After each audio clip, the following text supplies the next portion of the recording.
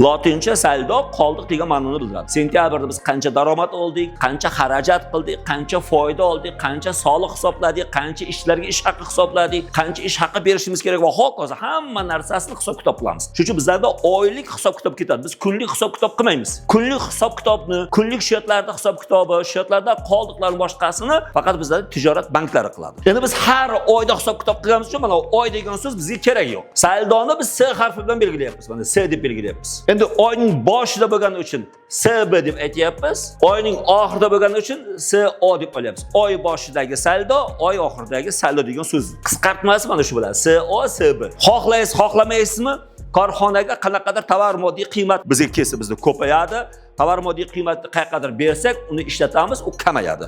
Ko'payish, kamayish. Agar oy boshidagi saldo debitda bo'lsa, ko'payish o'sha tarafda bo'ladi. Kamayish teskari tarafda bo'ladi.